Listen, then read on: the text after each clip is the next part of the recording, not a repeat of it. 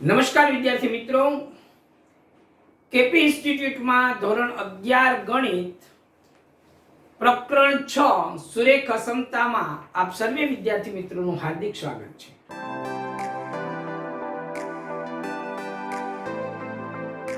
મિત્રો, આજથી શરૂ થતા આ નવા ચેપ્ટર સુરેખ અસમતાઓમાં ચર્ચા કરીએ પહેલા કેટલીક પાયાની બાબતોને સમજી લઈએ. ચાલો મિત્રો, પહેલા આપણે અસમતા શબ્દને સમજવાનો છે, બરાબર? એ પહેલા અગાઉ આપણે સમતા શબ્દનો ઉપયોગ ખૂબ જ કર્યો છે. હાલતા ને ચાલતા ગણિતની અંદર દરેક પગથિયે આપણે સમતાનો ઉપયોગ કર્યો છે. સમતાને કહેવામાં આવે છે, ગુજરાતીમાં કહીએ તો બરાબર. આનો પર્યાયવાચી શબ્દ અંગ્રેજીમાં કહેવાય ઇક્વાલિટી. ઇક્વાલિટી, બરાબર? અને જો સમતા ન હોય એટલે કે બરાબર ન હોય તો એને કહેવાય અસમતા, અસમાન. બરાબર? અસમતા મતલબ કે અસમાન. એને ઇંગ્લિશમાં કહેવાય ઇનઇક્વાલિટી. ઇનઇક્વાલિટી, બરાબર? હવે આપણે સુરેખ અસમતાઓની ચર્ચા કરવાની. સુરેખ શબ્દને પણ આપણે સમજી લઈશું. એ પહેલા વાસ્તવિક સંખ્યાઓ હું લઉં. જો x અને y કોઈ પણ બે વાસ્તવિક સંખ્યા હોય તો આ બે વાસ્તવિક સંખ્યાઓ માટે ટ્રાઇકોટોમી અથવા તો ત્રિવિધ નિયમ છે. x અને y belongs to R માટે ત્રિવિધ નિયમ. ત્રિવિધ નિયમ એટલે કયો? તો કે આ બે સંખ્યાઓ યા તો સરખી છે, x બરાબર y છે, અને જો આ બે સરખી નથી તો આ x not equal to y, સમાન નથી. હવે સમાન નથી તો આમાંથી બે ભાગ પડશે. કાં તો x મોટો છે અને y નાનો છે, અને કાં તો x નાનો છે અને y મોટો છે. એટલે આફ્ટર ઓલ આપણે ત્રણ પરિસ્થિતિ મળી: x equal to y, અથવા x greater than y, અથવા x less than y. તો આ જે ત્રણ પરિસ્થિતિ છે ને વાસ્તવિક સંખ્યાઓમાં ટ્રાઇકોટોમી અથવા તો ત્રિવિધ નિયમ કહેવામાં આવે છે. કોઈ પણ બે વાસ્તવિક સંખ્યા આ ત્રણમાંથી કોઈ એકનું પાલન કરે જ આ પરિસ્થિતિ છે. તો અહીંયા જે આ ઇક્વાલિટીનું ચિહ્ન છે, બરાબરનું ચિહ્ન, એને કહીએ છીએ આપણે સમતા. અને આ લેસ ધેન અથવા ગ્રેટર ધેન જે છે, લેસ ધેન ગ્રેટર ધેન, આ બંને પરિસ્થિતિને આપણે કહીએ છીએ અસમતા. મતલબ કે અહીંયા x એ y થી વધુ છે, અહીંયા x એ y થી ઓછા છે. તો થી ઓછા થી વધુ અથવા થી ઓછા અથવા બરાબર, આ રીતે પણ હોઈ શકે. x greater than equal to y, તો આનો મતલબ શું થાય કે x એ y થી વધુ છે અથવા બરાબર છે. x એ y થી વધુ છે અથવા બરાબર છે. Greater than or equal to, જો આવું હોય x less than equal to y, તો x એ y થી ઓછા છે, x એ y થી ઓછા છે અથવા બરાબર છે. તો આ રીતે આ સંકેતોને આપણે સમજવાના. અને આટલી સમતા અને અસમતાની બાબતોની ચર્ચા કર્યા પછી હવે આપણે સુરેખની વાત કરવી છે. તો સુરેખ અસમતાનો મતલબ છે સુરેખ સમીકરણમાંથી આ ચર્ચા આવી છે. ચાલો મિત્રો, તો પહેલા આપણે કોઈ એક સુરેખ સમીકરણ લઈએ.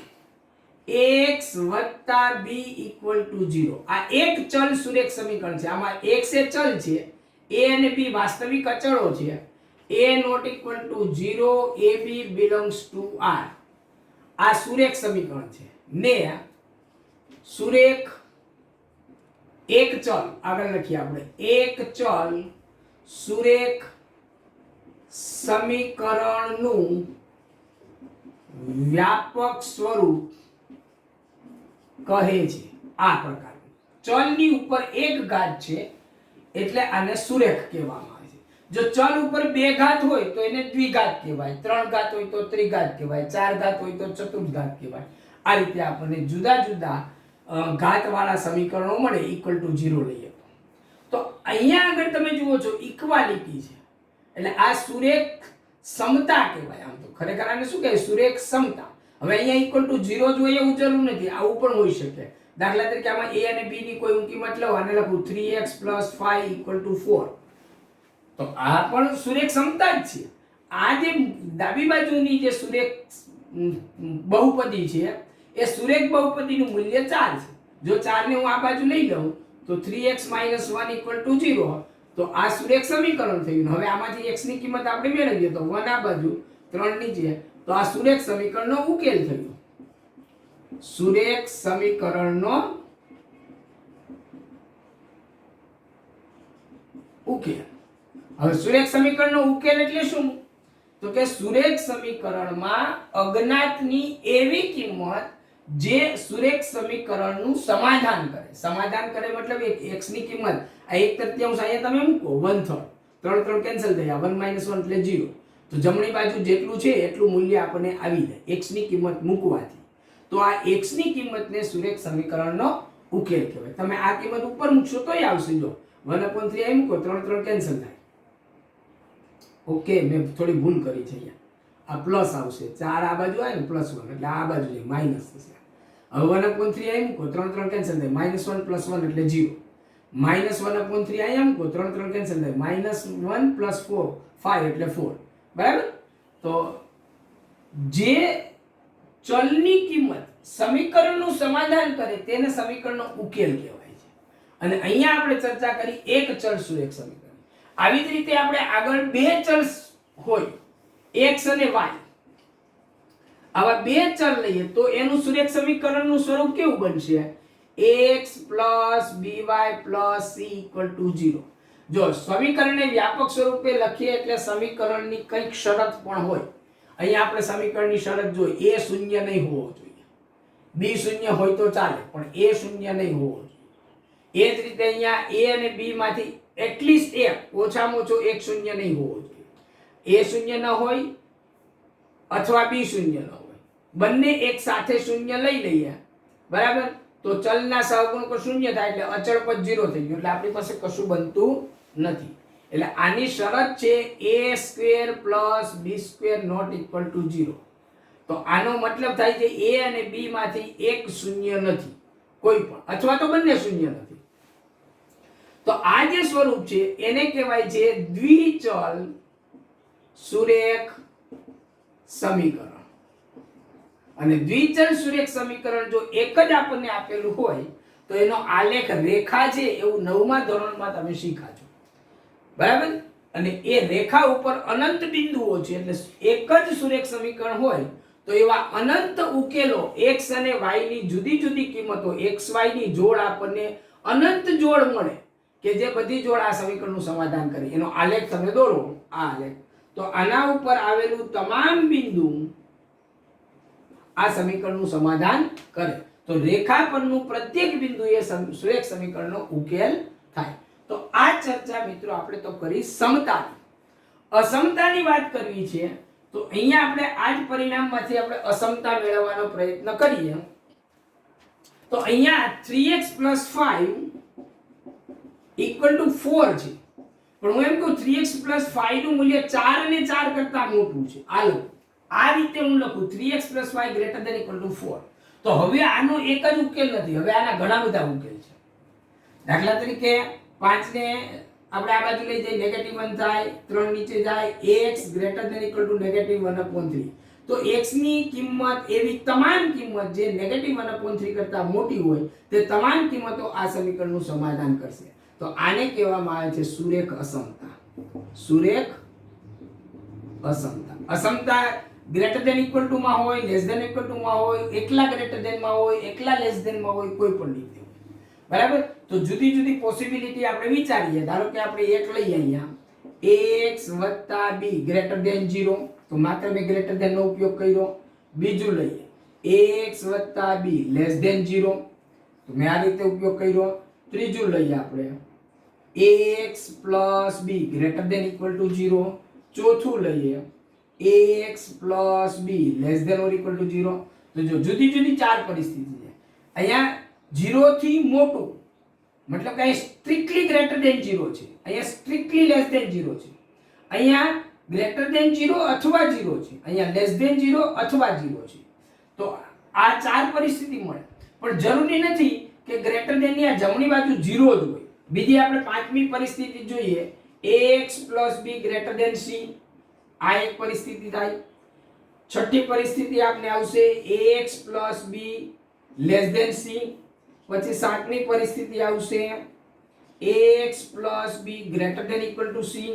આઠમી પરિસ્થિતિ આપને આવશે ax + b ≤ c. તો સુરેખ અસમતાઓ આ આઠમાંથી કોઈ એક પરિસ્થિતિમાં હશે. આપણે શક્ય તમામ પરિસ્થિતિઓ મેં અહીંયા લખી છે. જો શૂન્ય હશે તો આ ચારમાંથી એક આવશે, જમણી બાજુ શૂન્ય હશે તો, અને જમણી બાજુ શૂન્ય નહીં હોય તો આમાંથી કોઈ એક આવશે. બરાબર છે? તો આ પરિસ્થિતિ, આ આઠ પરિસ્થિતિઓ છે એક ચલ સુરેખ સમીકરણ. આવી જ રીતે દ્વિચલ માટે કહી શકાય, આમાં બે ચલ મૂકી આપણે ax + by + c > 0, less than 0, greater than equal to 0, less than equal to 0. અહીંયા 0 ને બદલે કોઈ d રાખીએ આપણે. ax + by + c > d, less than d, greater than equal to d, less than equal to d. તો એમાં પણ આપણે જુદી જુદી આઠ પરિસ્થિતિ મળશે. અને આ પરિસ્થિતિમાં આપેલું કોઈ પણ પ્રકારના સમીકરણના ઉકેલ મેળવવા એટલે શું? ઉકેલ એટલે શું? તો કે આમાં આવેલા અજ્ઞાત x, a અને b તો અચળ છે.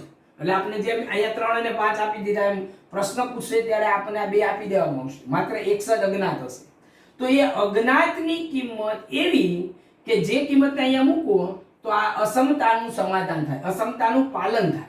કે જે અહીં કિંમત મૂકો તો આ આખું મળતું પરિણામ આટલું એ શૂન્ય જેટલું હોય અથવા શૂન્ય કરતા નાનું, તો આ સમાધાન થાય. તો એ સમાધાન થતી x ની કિંમતને સુરેખ અસમતાનો ઉકેલ કહેવામાં આવે છે.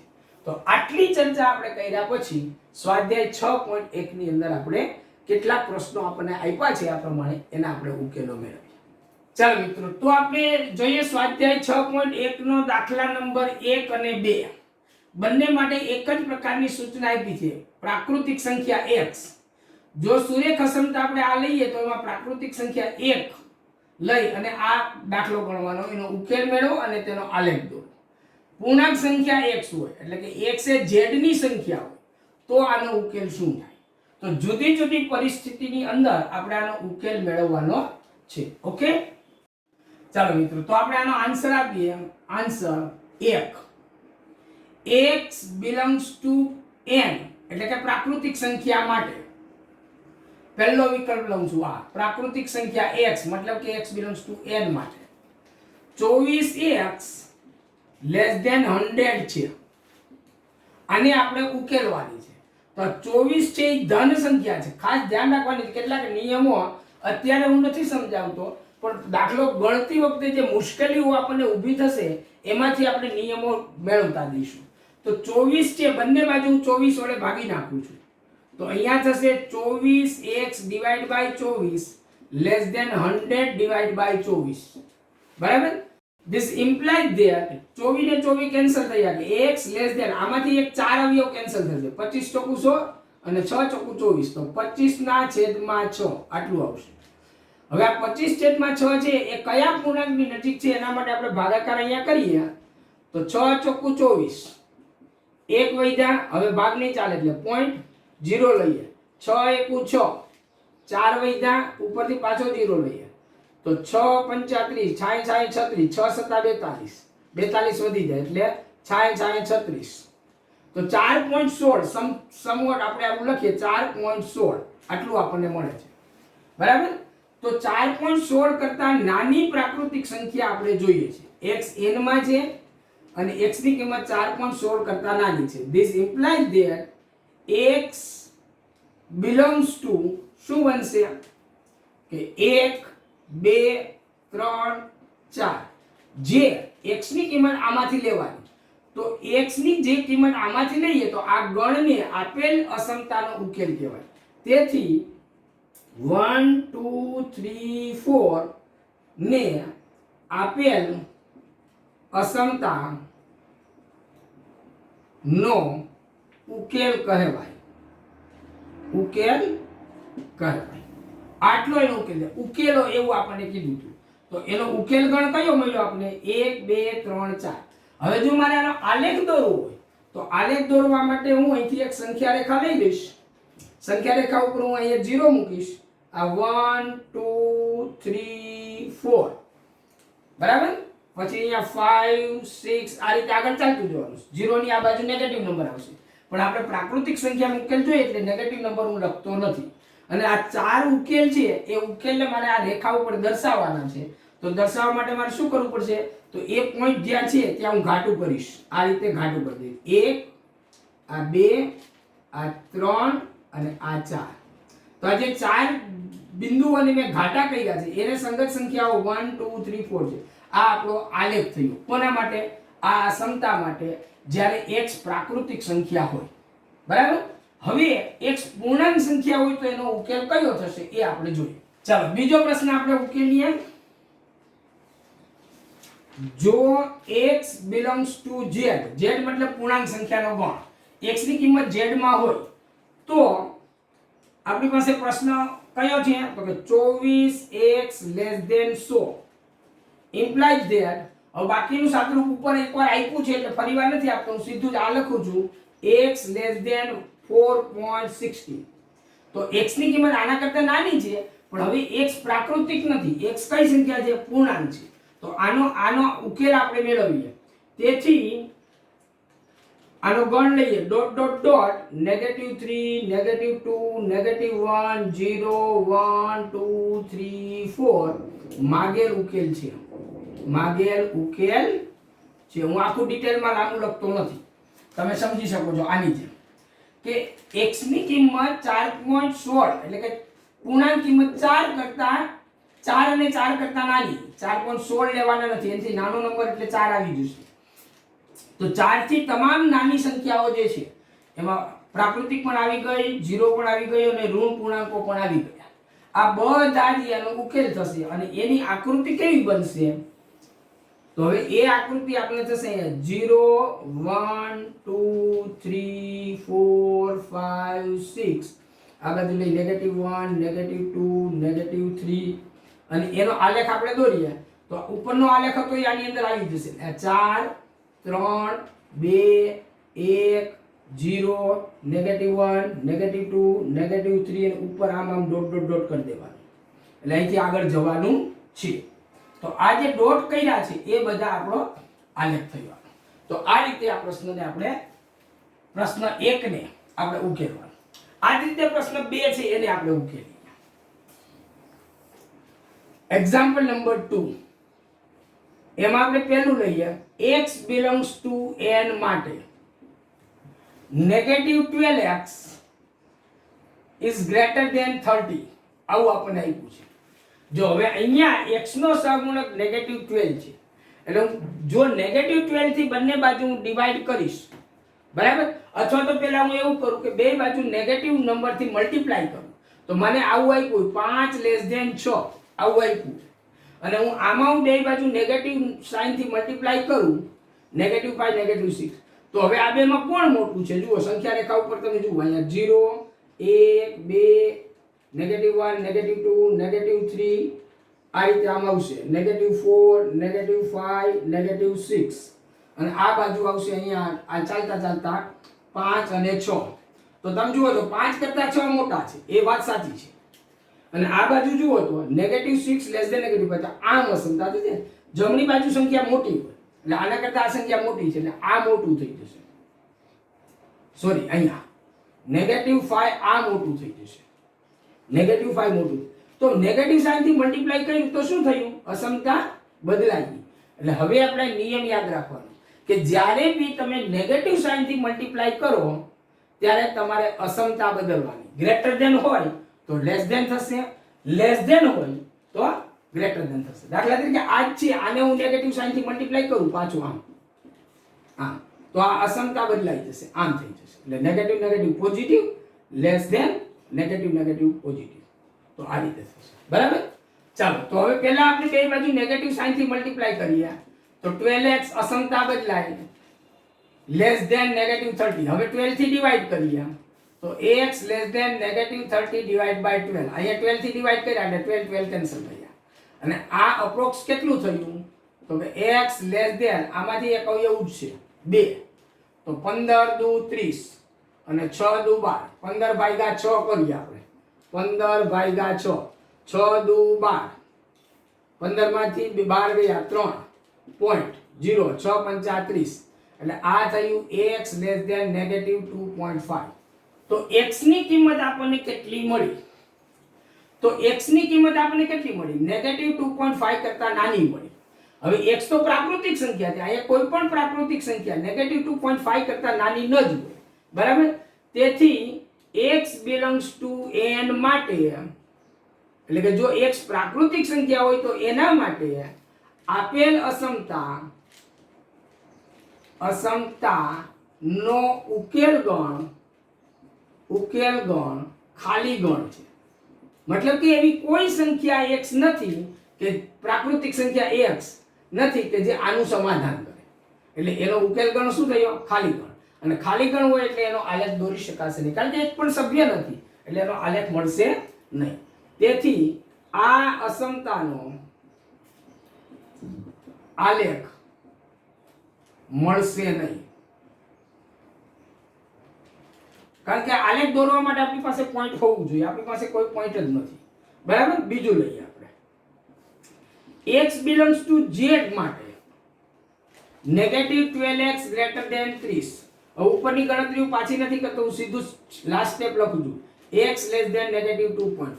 હવે z માં છે અને 2.5 કરતા નાના છે, તો 2.5 કરતા નાના આપણે આ બાજુ જોઈએ, અથવા એની સંખ્યા રેખા દોરી દઈએ પહેલા, અને ઉકેલ અહીંયા હું લખું છું. તેથી ઉકેલ ગણ બરાબર dot dot dot negative 4 negative 3 negative 2 આવશે. વિચાર, નેગેટિવ 2 આવશે?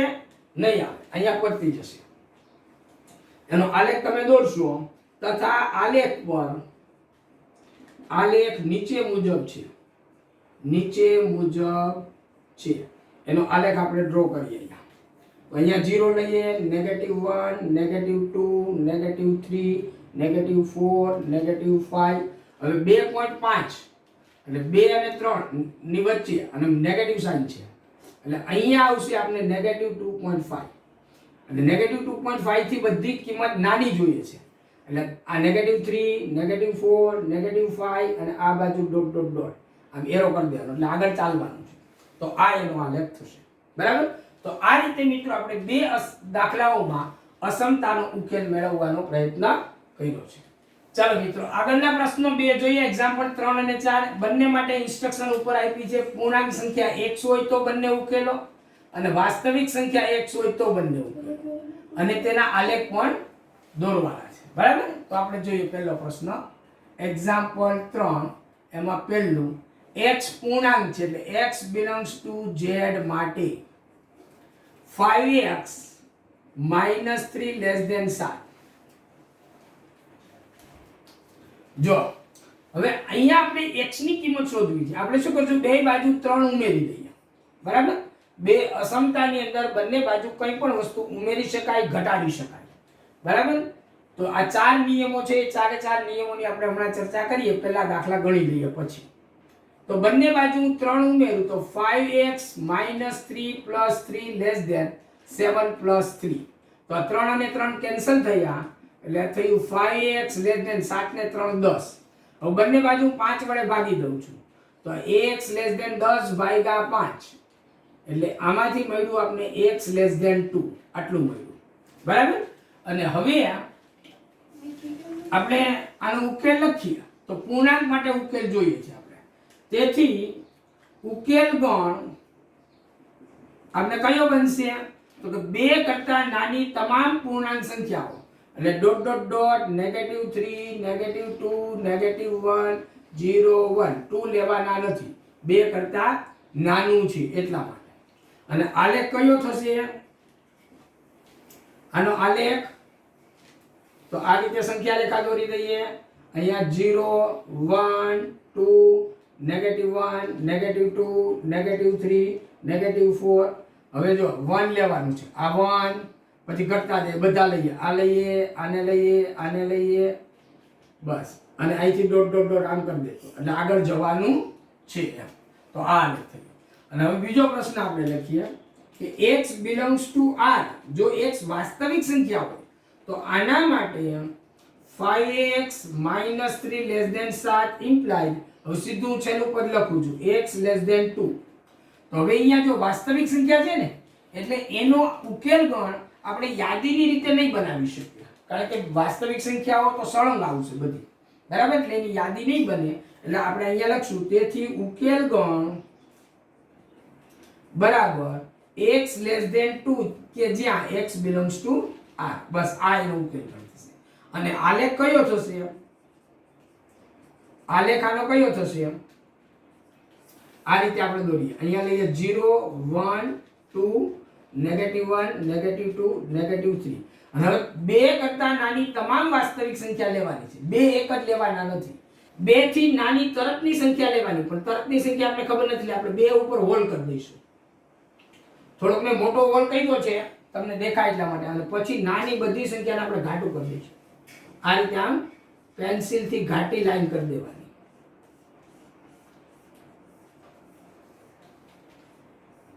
આ ઘાટી લાઈન કરી દીધી છે એટલે કે આ ઘાટી લાઈન પરના તમામ બિંદુઓ આપણા ઉકેલ છે, બરાબર? આવી ઘાટી લાઈન કરવાની. આ આછી લાઈન છે એમાં આપણો ઉકેલ નથી, ઘાટી લાઈન ઉપર આપણો ઉકેલ છે. એટલે 2 કરતા નાની તમામ વાસ્તવિક સંખ્યાઓ એ આપણો ઉકેલ ગણ થશે. તો આ રીતે આપણે પહેલો પ્રશ્નને સમજવાનો. ચાલો આગળ આપણે જોઈએ પ્રશ્ન નંબર 4 માં એક્ઝામ્પલ નંબર 4. હવે હું અહીંયા 1 અને 2 એવું નથી લખતો, પહેલા હું સાદુરૂપ આપી દઉં છું. એક્ઝામ્પલ નંબર 4 માં શું આપ્યું છે આપણે? 3x + 8 > 2. ચાલો બંને બાજુ મારે x ને સૂત્રનો કરતા બનાવો, બંને બાજુ હું -8 હું એડ કરું છું.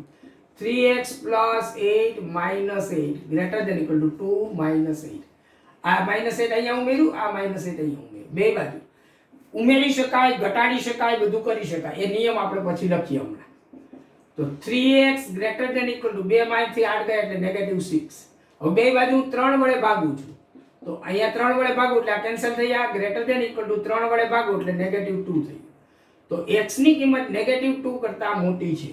હવે પહેલું લઈએ, જો x બિલોંગ્સ ટુ r તો આપેલ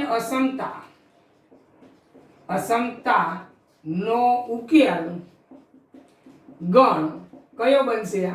તો કે -2 લેવાનું છે, એનાથી મોટી તમામ -2 -1 0 1 2 3 ... આ બધા પૂર્ણાંક કિંમતો કહેવાય. અહીંયા r નહીં z માંથી લઈએ છીએ આપણે, બરાબર? અને આલેખ કયો થશે એનો? તો આ રીતે આપણે આલેખ દોરીએ. અહીંયા લઈએ -3 -2 -1 0 1 2 3 4 ચાલતા દે. -2 થી સ્ટાર્ટ કરો. અહીંયા ઘાટી કરી દઈએ પોઈન્ટ. જે બિંદુઓ આપણા ઉકેલો છે એને આપણે ઘાટા કરી દઈએ છીએ, બરાબર? અને આમ ચાલતું જવાનું છે. આગળ બીજા પ્રશ્નની અંદર આપણે x r માં કીધો છે. જો x બિલોંગ્સ ટુ r, બીજો વિભાગ આપણે શું કીધું છે? વાસ્તવિક સંખ્યા. x બિલોંગ્સ ટુ r તો આપેલ અસમતા નો ઉકેલ ગણ જો r માં છે એટલે યાદી નહીં બને, આના જેવી યાદી બનશે નહીં, બરાબર? સળંગ સંખ્યાઓ છે એટલે એને આપણે લખશું x > -2 કે જ્યાં x બિલોંગ્સ ટુ r. 2 અને 2 કરતા મોટી તમામ વાસ્તવિક સંખ્યાઓ. અને આલેખ શું થશે એનો?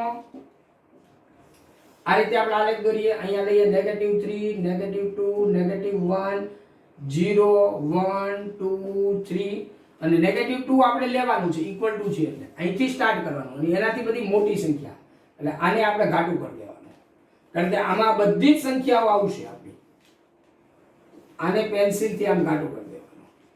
આ આપણો ઉકેલ થઈ ગયો. અહીંયા ઘાટું કરી દીધું એટલે, બરાબર? અહીંયા -2 ની આ બાજુ આપણો ઉકેલ નથી, અહીંથી આપણો ઉકેલ છે આ બાજુ. તો આ રીતે આપણે આ ચોથો દાખલો જોયો, બરાબર? ચાલો મિત્રો, આપણે 4 દાખલા કર્યા પછી એ દાખલા ગણતી વખતે આપણે કેટલાક નિયમોનો ઉપયોગ કર્યો હતો. એ નિયમો કયા છે એ હું અહીંયા લખું છું, આટલું યાદ રાખો, બરાબર? એ ટાઇટલ હેઠળ આપણે લખીએ, જો AB belongs to R માટે A less than B તો પહેલો નિયમ, કોઈ પણ C વાસ્તવિક સંખ્યા લઈએ આપણે તો C માટે A plus C less than B plus C અથવા a minus c less than b minus c. મતલબ કે આપેલી અસમતામાં તમે કોઈ પણ વાસ્તવિક સંખ્યા બંને બાજુ ઉમેરી શકો અથવા બંને બાજુથી ઘટાડી શકો. a minus c less than b minus c. દાખલા તરીકે તમને આવું આપ્યું છે 3 લેસ ધેન 5, બરાબર? તમે બંને બાજુ 1 ઉમેરો, 3 વત્તા 1 લેસ ધેન 5 વત્તા 1, તો આ સાદુરૂપ શું થયું? 3 ને 1 4 લેસ ધેન 5 ને 1 6. આ તો સાચું જ છે, બિલકુલ ખોટું નથી. તમે આમાંથી એક ઘટાડો, 3 ઓછા 1 લેસ ધેન 5 ઓછા 1, તો આ શું થયું? 3 માંથી 1 જાય તો 2, 5 માંથી 1 જાય તો 4. આ બી સાચું છે. મતલબ કે આપેલી અસમતામાં તમે કંઈ પણ સંખ્યા ઉમેરી શકો અથવા તો ઘટાડી શકો. પછી ત્યાં લેસ ધેન હોય, ગ્રેટર ધેન હોય તો પણ આ પ્રક્રિયા થશે, બરાબર? હું માત્ર લેસ ધેન માટે વાત કરું છું, એટલે લેસ ધેન માટે વાત નથી કરતો, હું અસમતા માટે વાત કરું. જો આ જ અસમતા અહીંયા આ રીતની હોત કે a ગ્રેટર ધેન b, તો તમે આવું કરી શકત a plus c greater than b plus c અથવા a minus c greater than b minus c. આ કરી શકત, બરાબર? એટલે લેસ ધેન માટે હું લખાવું છું, એ ગ્રેટર ધેન માટે પણ સાચું છે. ત્યાર પછી જોઈએ આપણે બીજો નિયમ. જો c પોઝિટિવ નંબર હોય એટલે કે ધન વાસ્તવિક સંખ્યા હોય તો એના માટે બે બાજુ c થી ગુણી શકાય. ac less than bc. અસમતા બદલાતી નથી. આ એ ખાસ લખીએ, અસમતા બદલાતી નથી. ક્યારે અસમતા નથી બદલાતી? ધન સંખ્યા વડે ગુણવામાં આવે છે ત્યારે. અને ત્રીજો નિયમ લઈએ આપણે, c લેસ ધેન 0 માટે હવે હું c થી બંને બાજુ ગુણીશ, ac અને bc, તો અસમતા બદલાઈ જશે. લેસ ધેન હતી એ શું થઈ જશે? Greater than. અસમતા બદલાય એટલે કે લેસ ધેન હોય તો ગ્રેટર ધેન થાય અને ગ્રેટર ધેન હોય તો લેસ ધેન થાય. આપણે બંનેને સમજીએ. જો 5 લેસ ધેન 8 આ સાચું છે અને બંને બાજુ 3 પોઝિટિવ સંખ્યા એટલે 3 થી મલ્ટીપ્લાય કરું છું બે બાજુ, તો 5 તેરી 15 અને 8 તેરી 24. આ સાચું છે, 15 કરતા 24 મોટા છે, આ સાચું છે, બરાબર? પણ હું જો નેગેટિવ 3 થી મલ્ટીપ્લાય કરું તો નેગેટિવ 15 અને નેગેટિવ 24, આ બેમાં મોટું કોણ છે? તો કે નેગેટિવ 15 મોટા છે, બરાબર? ની સંખ્યા રેખા દોરશો એટલે તમને ખ્યાલ આવશે કે ડાબી બાજુથી જમણી બાજુ જતા સંખ્યા મોટી થતી જાય. તો નેગેટિવ 24 છે ડાબી બાજુ આવશે આ રીતે સંખ્યા રેખા ઉપર. અહીંયા નેગેટિવ 24, આમ વધતા વધતા અહીંયા તમે જાઓ નેગેટિવ 15, તો આ સંખ્યા મોટી છે એટલે નેગેટિવ 15 મોટા છે નેગેટિવ 24 ના. તો આ બીજા બે નિયમ. ચાલો મિત્રો, તો ચોથો નિયમ જોઈએ આપણે. જો a b વાસ્તવિક સંખ્યા તો છે, a કરતા b મોટી, પણ a અને a ધન હોય એટલે તો b તો ઓટોમેટિક ધન થાય a કરતા મોટી. એટલે આપણે એમ લઈએ ab ગ્રેટર ધેન 0 માટે જો a લેસ ધેન b આવું હોય એટલે કે a ધન છે એટલે b તો ઓટોમેટિક ધન છે, લખવાની જરૂર નથી, પણ છતાંય આપણે લખીએ કે ab ધન સંખ્યા માટે a કરતા b મોટી હોય. એટલે કે આપણે 5 અને 15 લઈએ તો 5 કરતા 15 મોટા છે, બંને ધન સંખ્યા છે. તો આવી પરિસ્થિતિમાં આપણે શું કરી શકીએ? બંને બાજુ વ્યસ્ત લેવા છે. તો મારે 1/a અને 1/b વ્યસ્ત લેવા છે. તો અસમતાનું શું થશે એ આપણે વિચારવા જેવું. દાખલા તરીકે હું અહીં લઉં કે 2 કરતા 4 મોટા છે, બરાબર? બે બાજુ લઉં વ્યસ્ત 1/2 1/4. તો હવે કોણ મોટું છે? સંખ્યા રેખા ઉપર જુઓ, અહીંયા 0 છે, અહીંયા 1 2 3 4 1 2 3 4. આનો વ્યસ્ત લાવ એટલે 1/2 આવી અહીંયા આવે છે 1/2. આ 2 નો વ્યસ્ત ખસીને ક્યાં આવ્યો? અહીંયા આવ્યો. અને 4 નો વ્યસ્ત ખસીને ક્યાં આવ્યો? તો કે 1 નો ચોથો ભાગ એટલે અહીંયા આવ્યો. આ થયું 1/2. આ ખસીને અહીંયા આવ્યો. તો તમે જુઓ અહીંથી આમ જતા સંખ્યા મોટી થાય તો 1/4 નાના છે, 1/2 મોટા છે, એટલે 1/2 મોટા.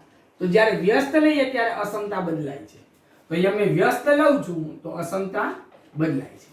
આ જ રીતે પાંચમો નિયમ લઈએ આપણે, a b બંને નેગેટિવ હોય અને એના માટે જો a લેસ ધેન b હોય નેગેટિવ નંબરમાં, a કરતા b નાનો હોય, એટલે આ બાજુ હું નેગેટિવ નંબર લઉં છું અહીંયા આગળ 0 -1 -2 -3 -4 અને આ જ નંબરમાં હું અહીંયા લઈ લઉં કે -2 એ મોટા છે કોનાથી? તો કે -4 થી, અને બંને બાજુ વ્યસ્ત લો તો આ થશે -1/2 -1/4. હવે આ બેમાં જુઓ કોણ મોટું થયું? તો -1/2 ક્યાં આવશે? તો તો કે આ બેનું એક્ઝેક્ટલી અડધું અહીંયા આવશે -1/2 અને -1/4 અહીંયા આવશે -1/4. તો તમે જુઓ છો -1/2 કરતા -1/4 આ બાજુ છે એટલે આ સંખ્યા મોટી છે એટલે આ મોટી થશે. તો તમે જુઓ બંને નેગેટિવ નંબર હતા અને અસમતા હતી અને હું વ્યસ્ત લઉં છું તો અસમતા બદલાય છે.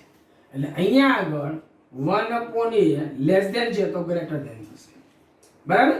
અસમતા ક્યારે બદલાય એ ખાસ સમજવાનું.